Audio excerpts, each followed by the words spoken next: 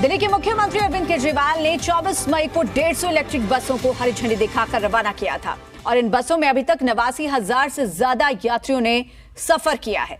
दिल्ली सरकार ने 3 दिनों तक इलेक्ट्रिक बसों में मुफ्त यात्रा की घोषणा की थी ताकि ज्यादा से ज्यादा लोग इन इलेक्ट्रिक बसों में ट्रेवल कर सकें। ई बसों में कुल 89,801 यात्रियों ने अब तक यात्रा की है, जिनमें से 51% से ज्यादा पुरुष हैं और लगभग 7% बस का स्टाफ शामिल है।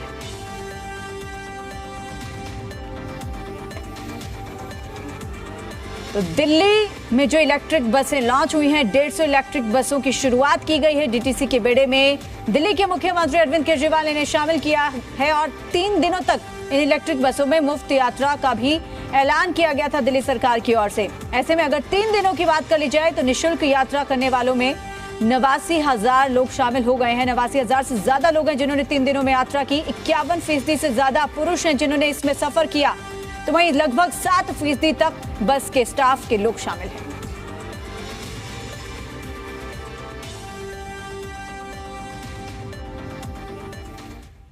तो 89,000 से ज्यादा लोगों ने अब तक यात्रा कर ली है इन इलेक्ट्रिक बसों में। 3 दिनों में निःशुल्क यात्रा का प्रावधान था और इन 3 दिनों में अब तक 89,000 से ज्यादा लोग इस बस में, इन इलेक्ट्रिक बसों में ट्रेवल कर चुके हैं।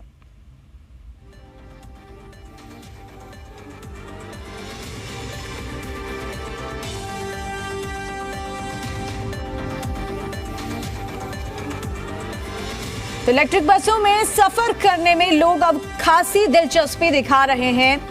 दिल्ली के मुख्यमंत्री अरविंद केजरीवाल ने इन इलेक्ट्रिक बसों को लॉन्च किया। 150 ऐसी बसें हैं जो कि पहले चरण के तहत डीटीसी के बेड़े में शामिल की गई हैं। इलेक्ट्रिक बसों में तमाम तरह की सुविधाएं होंगी। जीपीएस इसमें रहेगा, वाईफाई की भी सुविधा रहेगी। इस तरीके की तमाम जो सुविधाएं इस इलेक्ट्रिक बस में रहने वाली हैं। ऐसे में 3 दिनों में जब निःशुल्क यात्रा का प्रावधान किया गया था, 89,000 लोग इस बसों में, इन जो इलेक्ट्रिक बसें हैं उनमें ट्रेवल कर चुके हैं। तरुण कुमार हमारे साथ जुड़ गए हैं। तरुण, देखिए, एक बड़ी सौगात दिल्ली वासियों को दी गई थी और मुख्यमंत्री अरविंद केजरीवाल ने भी कहा था कि मैं चाहता हूं कि दिल्ली के लोग बढ़ चढ़कर इन बसों में ट्रेवल भी करें और इन बसों की जो अंदर जो इनकी खासियत है उनका भी ध्यान रखा जाए। एक बेहतर फीडबैक के लिए भी इस तरीके की योजना, इस तरीके का ऐलान किया गया था। 3 दिनों के अंदर 89,000 से ज्यादा लोग ट्रेवल कर चुके हैं इन बसों में।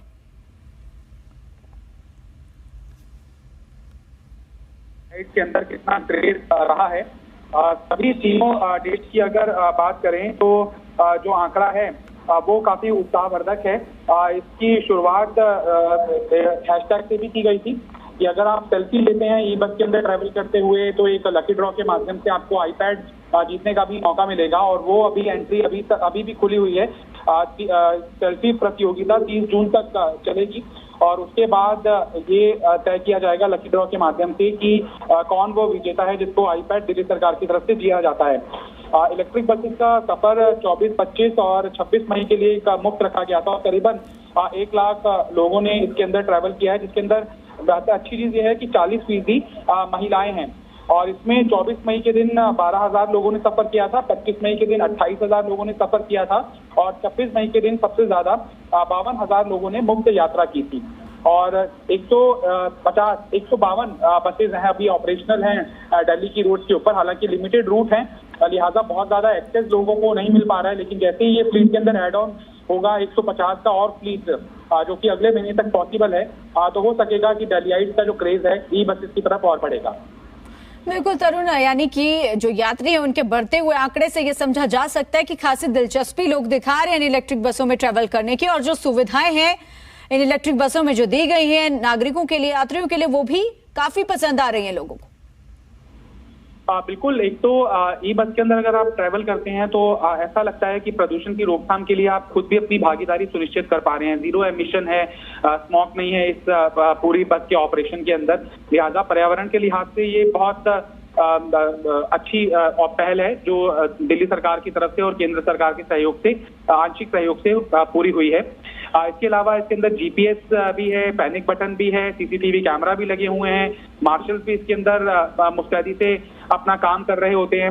और साथ ही साथ चार्जिंग स्टेशन इसके अच्छे खासे बनाए गए हैं। लिहाजा ऐसा नहीं होता है कि चार्जिंग के लिए इसको बहुत दूर दराज के इलाके में जाना पड़ रहा है। राजघाट के अंदर जो सेंट्रल दिल्ली के अंदर लोकेटेड है, वहां पर भी इसके चार्जिंग स्टेशन बनाए गए हैं।